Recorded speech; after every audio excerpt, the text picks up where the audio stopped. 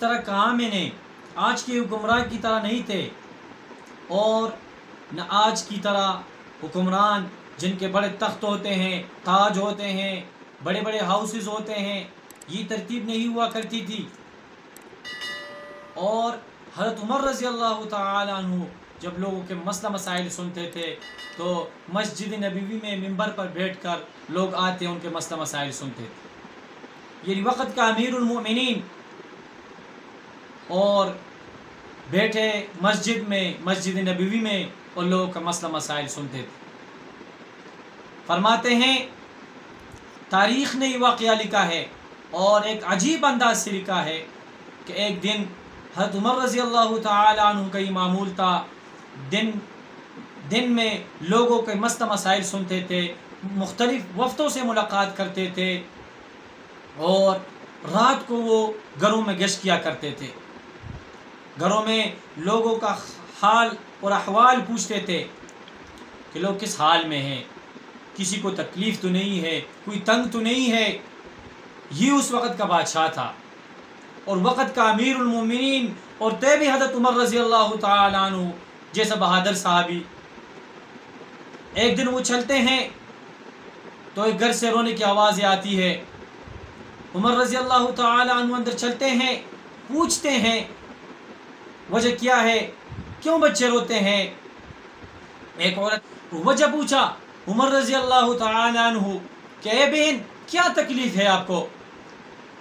کہنے لگی 3 دنوں سے میرے بچوں نے کھانا نہیں کھایا، اور گھر میں کچھ نہیں ہے کہ میں پکاؤں اپنے بچوں کے لیے، ان کے حوصلہ بڑھانے کے لیے میں ہر روز یہ کام کرتی ہوں کہ میں ہانڈی میں 2-3 پتھر ڈال دیتی ہوں اور آگ جلا لیتی ہوں، بچے اس کو دیکھ دیکھ کر کبھی کبھار سو جاتے ہیں، آج ہی کم وقت نہیں سو رہے ہیں، تو اس لیے بچے رو رہے ہیں۔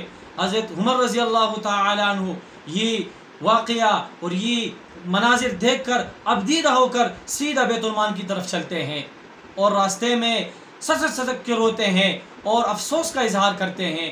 جب چلتے ہیں بیت المال سے آٹا، چینی، یہ سارے چیزیں اٹھا کے لے آتے ہیں۔ جب بیت المال سے باہر نکلتے ہیں تو اسلم نامی ایک غلام حضرت عمر رضی اللہ تعالیٰ عنہ سے کہتا ہے اے امیر المومنین یہ مجھے دے دو، میں اٹھاؤ۔ حضرت عمر رضی اللہ تعالیٰ فرماتے ہیں اے اسلم کیا آپ قیامت کے دن میرے بوجھ برداشت کر سکو گے؟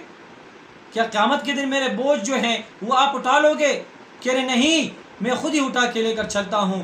جب چلتے ہیں حضرت عمر رضی اللہ تعالیٰ عنہ گھر میں دستک دیتے ہیں، بچے خوش ہوتے ہیں اور آٹا رکھتے ہیں۔ تاریخ لکھتا ہے کہ وہ عورت آٹا گوندنے لگ جاتی ہے، اور حضرت عمر رضی اللہ تعالیٰ عنہ جو وقت کے امیر المؤمنین ہے وہ سبزی کاٹنے لگ جاتے ہیں، اور پھر جب چولہے پہ رکھا جاتا ہے اور سالن پکانے لگتی ہے وہ عورت، اور تاریخ نے یہ جملہ عجیب انداز سے لکھا ہے کہ حضرت جب آگ بجھتی ہے حضرت عمر رضی اللہ تعالیٰ عنہ جھکتے ہیں اور آگ کی طرف گھومتے ہیں۔ امیر المومنین، وقت کا خلیفہ اور ایک بہادر صحابی ایک گھر میں جب چولہا بجھتا ہے تو وہ سر نیچے کر کے اور آگ کو پھونک رہا ہے۔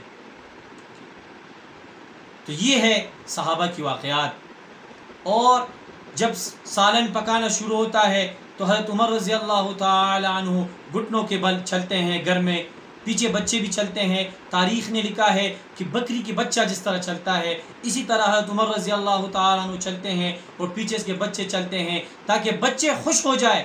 حضرت عمر رضی اللہ تعالی عنہ کی خواہش یہ تھی کہ یہ بچے جو ہے یہ خوش ہو جائے، ان کو میں نے بہت رلایا ہے، 3 دنوں سے انہوں نے کھانا نہیں کھایا ہے، ان کے چہرے پہ مسکراہٹ آ جائے، یہ خوش ہو جائے اور میں ان کو خوش دیکھ کر میں چلا جاؤں۔ پھر جب بچے خوش ہوتے ہیں تو عمر رضی اللہ عنہ فرماتے ہیں اے بہن آپ عمر سے خوش ہے؟ تو عورت ایک دم کہنے لگتی ہے کہ آپ کو کیا ہمدردی ہے عمر سے، دن قیامت میرا ہاتھ ہوگا وہ عمر کا گریبان ہوگا۔ یہ بات سن کر عمر رضی اللہ تعالی عنہ رونے لگے اور فرمانے لگا یہ ہے عمر جو آپ کے سامنے کھڑا ہے۔ بتاؤ میرے بہن جو سزا دینا ہے آج دو، دن قیامت میں برداشت نہیں کر سکتے۔ یہ ہے صحابہ کی واقعات۔